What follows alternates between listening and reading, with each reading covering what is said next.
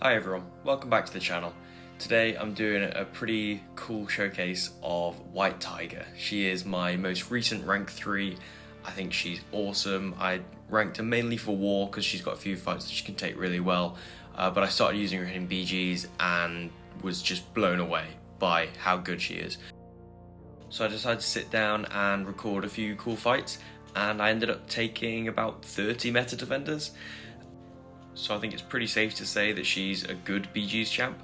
She's come a little bit under the radar, but recently a few other YouTubers I've seen have been picking her up and using her to really good effect. I'd really recommend checking out Trappy's channel, and I think BCMG is doing some with her as well. But this is going to be a long one, so I'm just going to go into the fights. Don't want to waste any time talking about her abilities beforehand. We'll use the fights to learn about what she does, how she does it, and how you should play her. I guess the only thing I want to say before we go into it, no, she doesn't need to be awakened. Obviously everything in this video is going to be an unawakened. The SIG is nice to get. If you do awaken her, it's really cool. You'll be able to close out fights a little bit easier, but in my opinion she's well worth ranking unduped. So let's get into the fights. What better fight to start off with than the biggest health pool in the game, a rank 3 Sasquatch. So what I'm going to be doing in this fight is her normal rotation. I'll be going for 2 L1s and then up to an L2. And that might seem like it's a lot of power, you know, quite a few bars to use, but what you're going to see in the top left hand corner is when I throw my special 1 here, we're going to power steal. Then that goes on cooldown, you'll see the grey icons there now, and then when we throw one more special, it comes back off cooldown and we get to power steal again. That's how White Tiger works. You alternate specials, power stealing and not power stealing. Every time you throw a special, you gain 1 Fury buff. If it's a special 1, you gain 2 Fury buffs. So if you do L1, L1, that means that you end up with 4 instead of just using the L2, which would only give you 1. Once we throw this special 2 here, we go for another 1 because we've power stealed enough back, and those bleeds tick down. It's quite hard to explain what's going on because she's just so fast. 47 seconds, and that's not including load times, for the biggest health pool in the game is not too bad.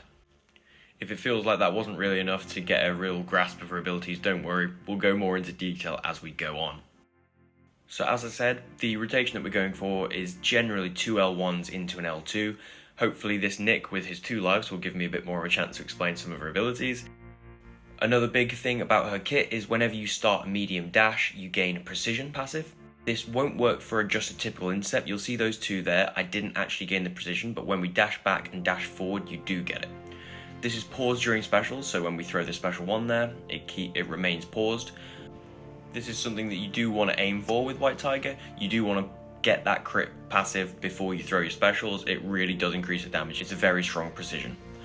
So we're nearly taking Nick into his second life here, so I'm going to use my relic, and then we're going to combo him, go for our L2, and because we've got the power steal, we steal all the way back up to another L2. I'm just going to step back into this next one, and that will close out the fight with both of those bleeds. So as you can see, even though the rotation that we're going for is L1, L1, L2, L2, that's a lot of bars of power, and it feels like that might be quite slow, but because of her power steal ability, it just really shortens that ramp up and means that you can throw off those specials back to back to back. And it gets even better when there's Mystic Dispersion at play. So we use this next fight to explain a little bit more of her kit. This is a Knull, rank 3. I know Infamous runs Inequity, so this is a pretty tanky boy. The next thing that we want to learn about White Tiger is that power steal that she gains from her specials, it is increased in potency the more Fury buffs that you have. Each Fury buff that you have steals 1 extra % of power, and then White Tiger gains a little burst of power because of that. So it means that as we go through the fight, you're going to steal more and more power. An L1 at the start of the fight will steal a tiny bit of power, but towards the end of the fight when you throw that L2, because you'll then have 5 Fury buffs, it means that you steal more. That's basically what that means. You may also be noticing that White Tiger doesn't seem to be gaining power like a normal champion. She has 75% reduced combat power rate, so you don't gain very much at all, but she gains 50% of the power that the opponent gains. This has pros and cons. We'll go a bit more into the pros and cons later, but it's just a different way of her gaining power. In the next fight, when you have a look, keep an eye when you're just comboing the opponent. You gain little bursts of power as the opponent gains power. And 50 seconds for a rank 3 Knull is not too shabby. So the next and last part of the kit that we're going to talk about specifically is that when you do a medium or a light ender combo, it will nullify any power gain or energize buffs. And that might seem a little bit niche, a little bit weird, but the main reason is that White Tiger as a champion is all about kind of keeping the opponent at high power, power stealing them, sort of flirting with the opponent, maybe going to L3, but being able to power steal them back down. So if you want to control their power a little bit more, you can then end your combos and get rid of their power gain or rid of their energize. And someone that is a pretty good defender with power gain at the moment is Serpent. White Tiger is an excellent Serpent counter, and I've got a couple fights here to show why. So in my experience, I've found a couple different rotations depending on whether you're facing a 6-star or a 7-star. Here's the 6-star. So I've always found personally that I would rather get rid of his power gain buffs early. I don't want him to gain too much power. Because White Tiger gains the power that he gains as well, you can play a bit more risky and let him gain that power, but I'd prefer to just keep the fight safe. I know that I can gain power by my power steal and just by hitting him. The inexorable passives that he gets also increases combat power rate, so you gain more that way. But because we're throwing so many specials and we can stop him throwing his specials, we control his charges really well. So I found that I want to go for 2 L1s and then I want to bait out an L2 from him. This will give him a power gain buff. It means that I can nullify it, gain a burst of power, and then get back up to my L2. Here, in retrospect, I should have baited out a heavy from him, dashed back and dashed forward to use my crits. Luckily, we get quite a good crit rate anyway, which takes him into his death immunity. We go for our relic, which we've saved for the death immunity specifically, and because we gain so much power from the power steal, it leaves us in a great position to just throw another L2 and close out the fight. Next up, we do have a rank 3 Serpent. One thing I'll just say about this fight is that the victory track nodes right now don't really affect many of the fights, but in this particular case it does, because we actually get True Strike when we intercept, and that means we're going to ignore Serpent's base armor. It doesn't make a massive difference, but it probably takes this Serpent down to like a rank 2 sort of level. White Tiger can still take rank 3 Serpents just fine, but unfortunately the GC meta right now is really bad for White Tiger versus Serpent specifically, so I can't find any better footage than this at the moment.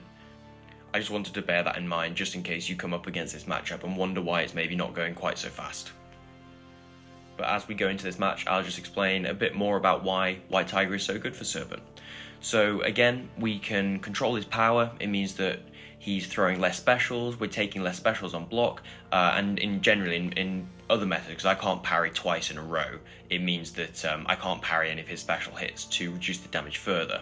But there's the willpower healing that we get from that fear debuff on us, and additionally, White Tiger has a really great ability where her special 2 bleed heal blocks the opponent and also transfers you any of the health denied. So it means that you can heal up any of the chip damage that you've taken out throughout the fight.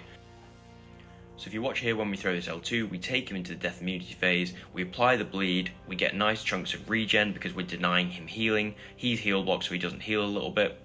Unfortunately, Serpent does reduce the duration of bleeds, but because I'm running 5 out of 5 deep wounds, we get extra duration on top of that.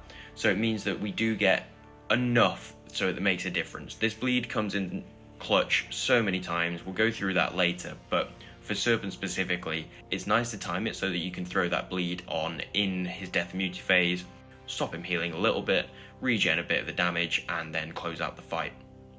And obviously against Serpent, I'd always recommend saving your relic, unless obviously it's going to stop you eating an L3, but I would always recommend trying to save your relic in order to handle the last bit of his death immunity phase pretty nicely. So in this next section, we're going to go into just a few hype matchups that I thought were cool, meta defenders, things that showcase how good White Tiger is for just a range of champions, because her versatility is insane, as I hope I'm going to prove in this video. This is a rank 3 Maestro. I'm going to start off by knocking him down. I want to get as much damage as possible in before that glancing comes up, because White Tiger's power gain ability when the opponent gains power is linked to her ability accuracy, so when that glancing comes up, we're just going to stop gaining power pretty much from our basics. We're only going to gain 25% combat power rate. So it is important in this fight to really manage your specials well. It means that I'm going to throw my L1s with the crit up when at all possible. I don't want to stop myself from gaining power. Also, I'm not going to let Maestro throw a single special. Because we don't gain much power from basics, I've got to rely on my specials. So it means that anytime I can, I'm going to steal as much power as possible. If Maestro throws a special, it means he's on lower power, it means we steal less and we're going to find it harder to get back up to a special. This is a pretty reliable matchup, but you do need to take it in a very specific way. It's definitely one that I'd recommend practicing. Next up is a big old rank 3 Kindred. White Tiger is really good for Kindred because of the power steal that she gets. You just have such accessibility to manage his final group phase. You're pretty much always going to have a bar of power. So we're going to be playing against Kindred like usual, obviously baiting out his L1s, dashing in, punishing it, pausing however many infestation charges that we have. We're going to be going for 2 L1s and then up to our L2, then our power steal will be back and we can throw our L2, which on equal ranks tends to push him into his 5% phase. After that, we're going to power steal back up above a bar of power and it will mean that we can handle the route absolutely fine. So as we go into this final phase here, the relic actually pushes him close to 5%, we combo him down a little bit more and we throw that special. If we hadn't got him down to 5% for whatever reason, that special 2 would have power stolen ourselves back up to the bar and we could have broken out of the route very simply. She's a very, very safe Kindred counter. Next up, we're going for a rank 3 Onslaught because why not? He's one of the biggest, baddest defenders right now, and I want to show what White Tiger can do against him. So White Tiger's good for Onslaught. She's not incredible, she's not specifically a counter. What she does here is just does enough damage to take him down before you die. She has an increased crit rate, obviously with that precision, and it means that we are going to take some damage from Neuros. Like I said, we're just trying to get him down as quickly as possible. One nice thing is that with how many specials you throw, you can get rid of that crushed quite a lot, because crush is gotten rid of by hitting him with a special. So often we don't need to worry too much about crushed. Here we're just trying to bait out this L2, he doesn't throw it and I managed to get a little intercept, combo up, do my L2 and we kill him in about 45 seconds before we take too much neuro damage. Like I said, this one's a little bit RNG based, I won't pretend otherwise. You can get way worse neuro RNG and end up losing quite a lot of health, and you can also do really well and finish on more health. Unfortunately, we killed him a little bit quickly there because, like we mentioned before, the bleed that applies, even though it won't do damage against Onslaught, it does still heal block him and it does still transfer his willpower healing over to us. That's a really nice thing. It means White Tiger can close out fights with a little bit of burst of health in BGs, which is a nice boost to your score. And I know that we've shown Onslaught and Serpent, who reduce potency and duration respectively of bleeds, but just in case you didn't think it already, White Tiger really doesn't need the bleed to do damage, so what better matchup to go for than a bleed immune thing? And this might not on paper seem like the best matchup. He has protection, White Tiger doesn't do anything to control the rock stacks, why am I taking this? But I found that when I was testing, she actually gets quite a nice flow in the fight. Even with 3 Furies and you crit on your L2s and you crit on your mediums, she won't trigger protection. So there's quite a nice balance in this fight where you can gain enough Furies to hit really hard, but you don't need to hit too hard so that you trigger protection. She works really well for the thing. And you can go for your L1s, which have 5 hits, and your special 2, which has 8, and neither of them will trigger protection. They'll do really nice damage, and the bleed obviously controls his rock stacks a little bit, but overall this is just a really, really good fight. And she closes it out pretty fast. Obviously we didn't take 85 seconds to do that. I reconnected and went back in. So I'll just show the screenshot of the fight time there. And bear in mind that would be somewhere around a 51k score, which against Thing with class disadvantage is pretty good if you ask me. Next up we'll go for another annoying defender, this Future Ant-Man. So this is another little bit of an RNG based one. Obviously if he starts glancing a ton and gains a ton of armor, it means that you're going to have to deal with that a little bit more. I think we get okay RNG here. We get a few glances, but overall pretty good. I have had it go really badly. This one took a couple of attempts, so I won't pretend that she's the perfect counter for him, but she does work. So obviously the power detonation is a little bit annoying for her rotation, and you can't use your bleeds as much because he reduces the duration, but in my experience, just go for L1 spams and you'll be absolutely fine. So we get a stand-up intercept there, we go for our relic, we go for our special one, and we close out the fight. Again, pretty good RNG with the glancing there. He didn't glance very much, but I was always prepared to go back into an intercepting playstyle, which White Tiger's pretty good for. So next up we have this Red Skull, and again I'll have that warning that this is with True Strike, so we're going to be ignoring some of the armor that he has. It does mean that it's going to make this faster than in general. However, I do also play this fight a little bit wrong, so bear with me. My plan here was to go for my L1s to start off with as usual, but I don't want to push him to L2, so I need to make sure that I don't throw my L1 and push him beyond that 2 bars of power. So we go for this first L1 and power steal him just below, and then we're going to bait out an L1 from him. White Tiger's pretty good heavy, and we just go for it there. It doesn't really do anything, but it does take up a fair bit of duration of his auto block, and if you needed to, you could just combo afterwards. So now I'm going to stop him throwing specials. What I should have done here was bait out one more heavy and go for my relic and then L2. As it stands, I was just below 2 bars of power because, as I said, with the combat power rate reduction, it means that you only gain power when the opponent gains power, but if they're already at 3 bars, you stop gaining that power, if that makes sense. So it means that once you push the opponent to 3 bars, you'll stop gaining as much power. It's just something to bear in mind. It's a little bit of a quirk to her. Obviously, there are a lot of benefits, but that is one of the downsides. You can't close out fights as well as you would be able to if you push them to 3 bars. However, as you saw, it didn't really matter because we just threw our L1 instead. We got the power steal, got up to our 2 bars of power, and one thing that you'll notice is that when I threw my special 2 there, I was unblockable. Whenever White Tiger finishes a special, if she's above a bar of power, she gains an unblockable passive. This has a cooldown, but it can be really useful to throw back-to-back specials when you are power stealing. So for this next section of the video, I'm going to be talking about her power control and how it can be used to really control fights. Starting off with Hyperion, because why not? One of the OG power gain champs. In my experience with Hyperion, I don't really want to let him gain too much power too quickly. It's another one like Serpent. It might be tempting to just let him gain a load of power because you think that you'll gain a load of power, but I'd rather just really play it safe, make sure that I'm controlling his power at low, because White Tiger gains so much power anyway that it's not really a big deal if you don't let them gain the absolute max power that they could possibly gain. And as you can see, White Tiger's damage is just so ridiculous that even if this was like a rank 4 or a rank 5 Hyperion, it was rank 2. Even if it was higher, that L2 afterwards is going to steal a bunch of power and we're going to take out much more health than just shown there. That was a power gain match where I'm fine with the opponent throwing specials. What about when you're facing someone who you don't want to throw specials at all? How about a rank 3 Mangog, where we don't want him ramping off his special 1 and I don't really want to take a full special 2 on block, especially in a bleed immune matchup where I can't heal it back.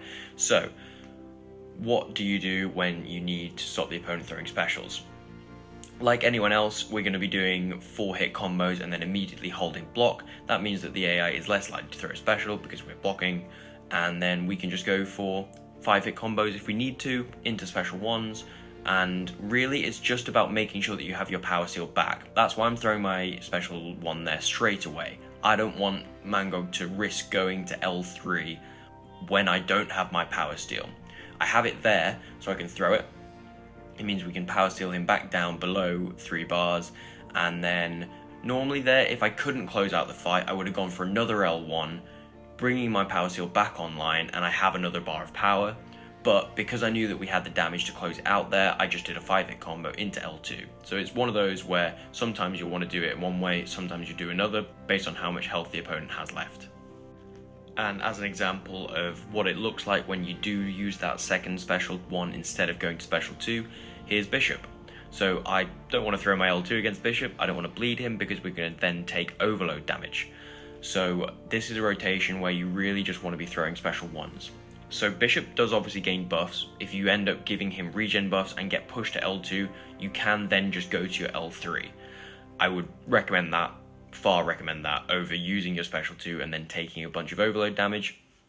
However, this is the rotation where we don't want Bishop throwing specials at all either, because I don't really want to have to deal with his L2. What if I miss it? What if I don't dex it? So that's why we're just going to be pushing him to L3. I'm going to be doing full combos, throwing my special 1, stealing him back below, and then I'm going to step back into this L1 instead of pushing myself up above and going for an L2. Obviously, that Bishop probably would have died from the L2, so it's not a big deal. However, say you were punching up, this was equal ranks, say you were punching up and you knew that the L2 wouldn't kill, that's how you would take that matchup. And it turns out that Power Steel can have perks outside of just stopping the opponent throwing specials.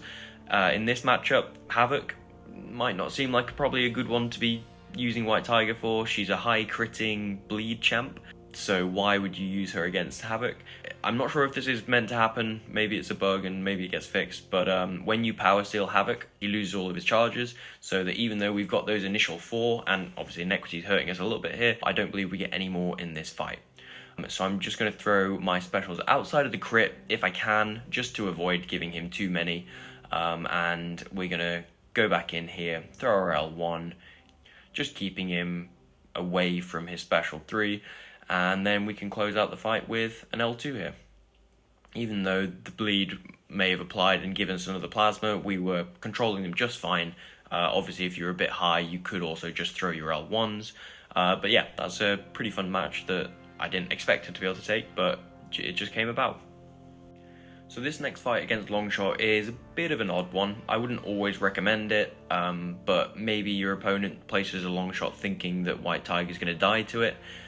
And I will say that there's a chance that you do die to it. White Tiger is nullify immune, which is awesome. It means that when you dex Longshot, he's not going to be able to nullify you, he's not going to be able to build his bad karma like that, or gain power and then go L2.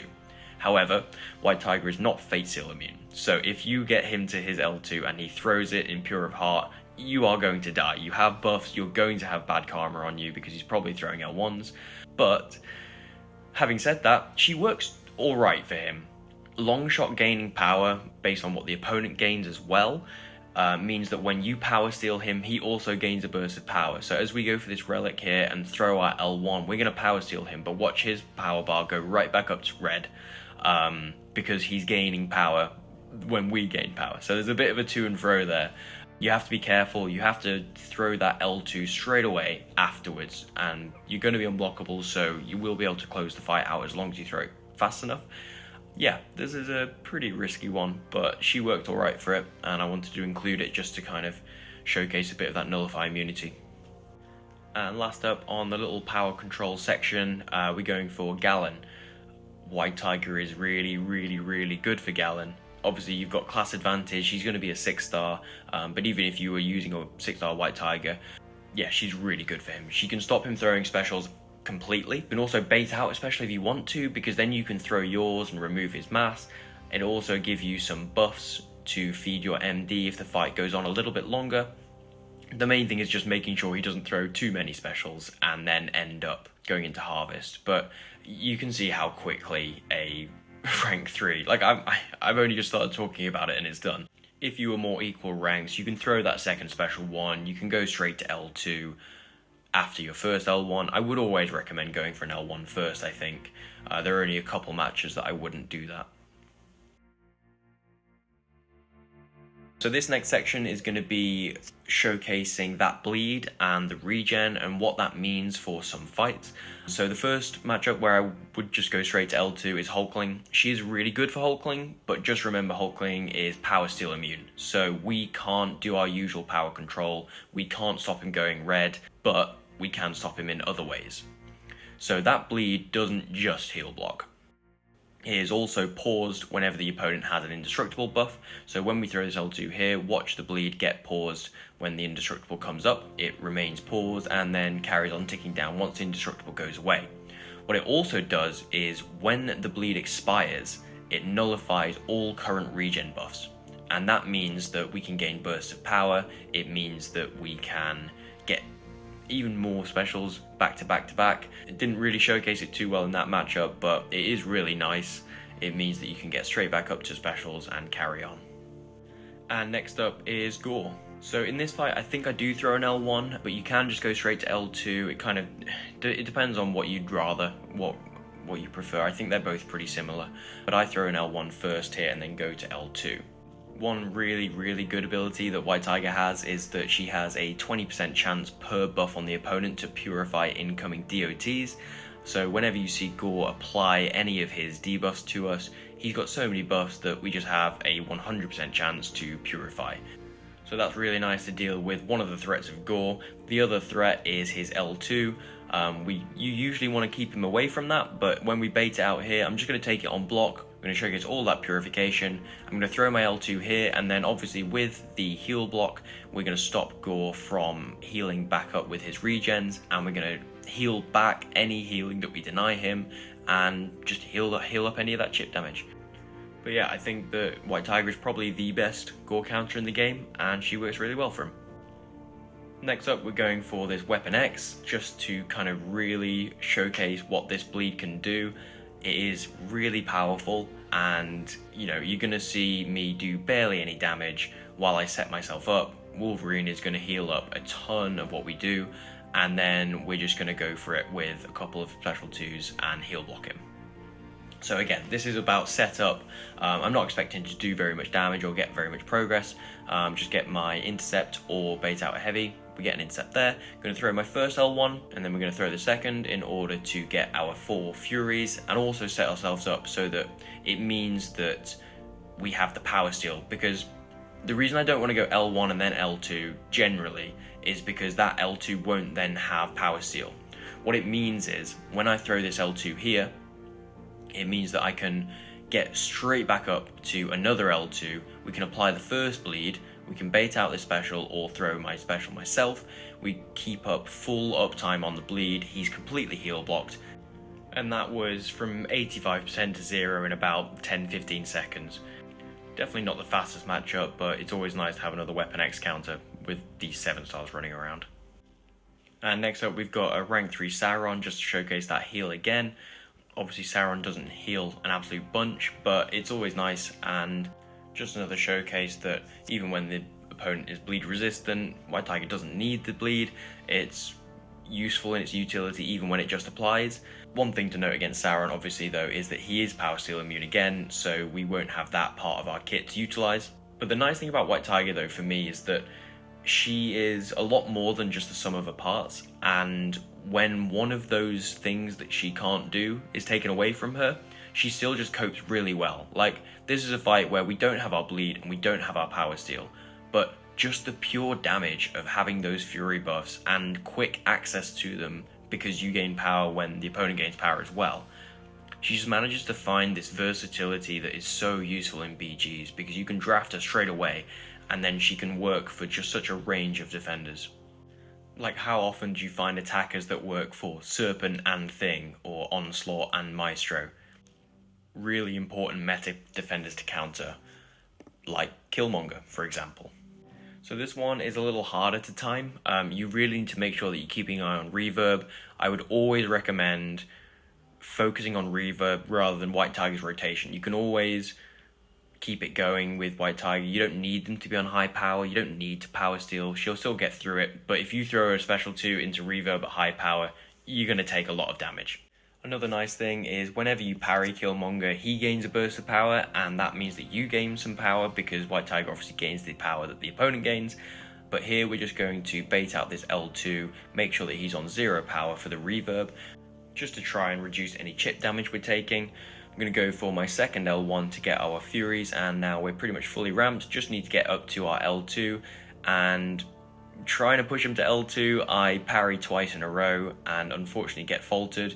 Not the biggest deal. I was going to throw a special and avoid reverb that way, but the falter makes us back off and we bait out a special to deal with reverb. Then I'm going to throw my L2 just to heal back up some of the chip damage and finish at 100% health. We go for the relic and we take him down. That fight can go faster, especially if you don't get faltered, but she's pretty good for Killmonger. It's nice to heal back the chip damage that you do take from blocks or reverb.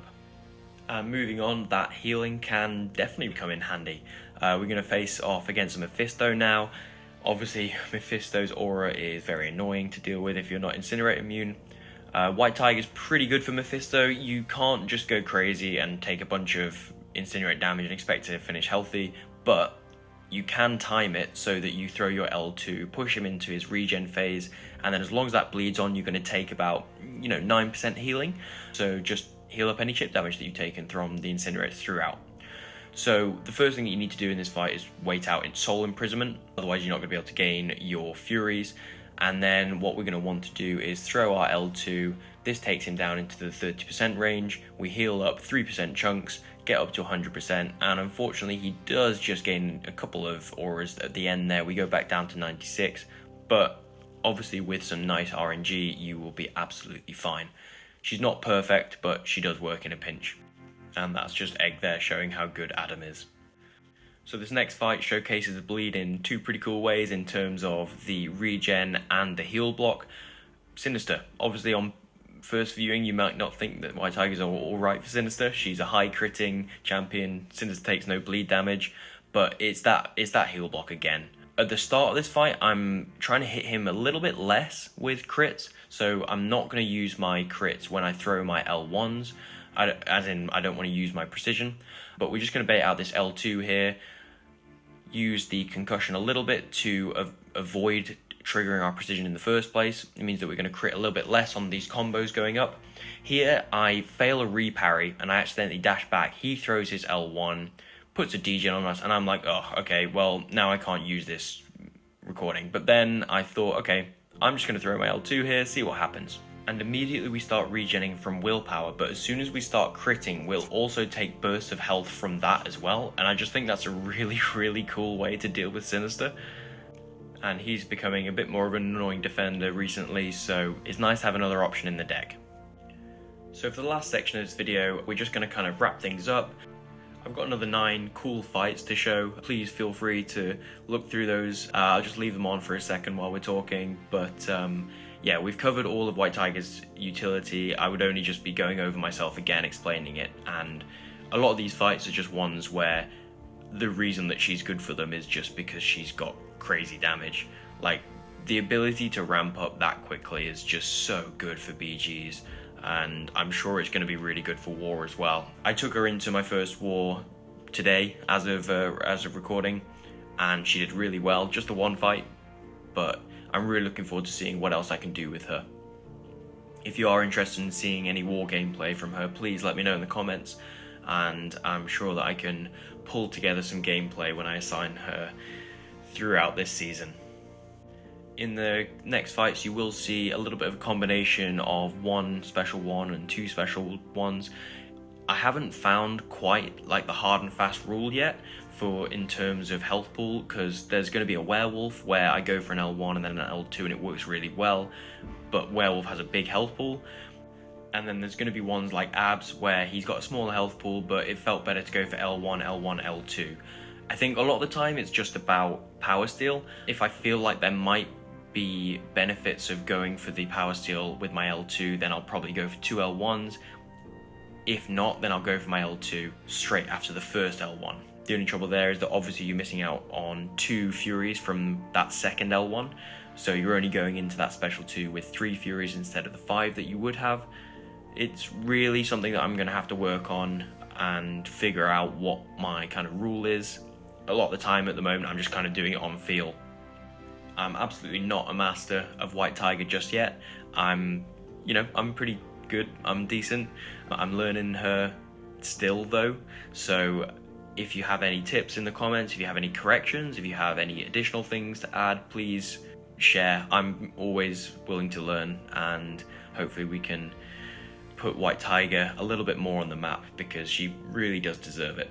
As I said before, do check out Trappy's channel. He's got a cool guide, he's got a cool showcase, and another BG showcase as well. I took a couple tips from that myself, so it's really cool. And I think B is making a video as well, so check out his channel. I'll leave a link in the description to both of those. As for Relic, I would recommend either the Ghost Rider relic or the Scarlet Witch relic. I think that the Scarlet Witch plays off her abilities better, but one thing that you do have to watch out for, and you might have noticed it throughout the video, is when you use the Striker itself, you gain a buff, and that buff expires pretty much exactly at the worst time. If you go for a combo and then a relic and then a combo and then an L2, it kind of expires right after the L2. So if you've done that when they're at 3 bars of power and you're facing a Mystic, and obviously they're running MD, you throw your relic and then you do the power steal from the special, but they just go right back to 3 bars. Obviously if you're power stealing, you're going to have a special yourself, and you're probably going to be unblockable, so you can throw that straight away, but there's a chance sometimes that the AI is going to be able to throw their own special 3 really quickly, and that is definitely frustrating. So because of that, I'm still considering switching up to the Ghost Rider relic. I kind of want to figure out what exactly I want, because do I want to have a risk in a Mystic match but overall be better? Or do I want the Ghost Rider relic, which saves me in the Mystic matches, but maybe doesn't quite work so well with my White Tiger? The Ghost Rider relic will increase the potency of your bleed, so there is that, but overall it doesn't play as well. Another thing that I personally am considering is that my Scarlet Witch relic is duped and rank 3. It's the relic I took to rank 3 after Act 8, so there's that as well. But yeah, I'm going to leave this one there. I'm going to keep these videos playing on in the background. Please feel free to finish off the video and watch some of those fights. There's a really cool Nova one where the True Strike makes me do no damage, and then I do an L2 and it completely kills him. There's another one where I'm just playing off Sersi and throwing my L1s, letting the regens come back to me and feed my MD, and I can just spam specials. So there's a couple cool matches left, so please do stick around. But yeah, that was the White Tiger showcase. She's a very cool champ, one of my favorites to use right now. I think she's got a place in pretty much every BG's deck. She counters a ton of the most tricky defenders, and most of all, she's just really fun to play. So I hope this has shone a light on White Tiger. I hope this helped. Please let me know what you think. Let me know what other champs that you want to see in the comments. And yeah, I will catch you in the next one. Cheers.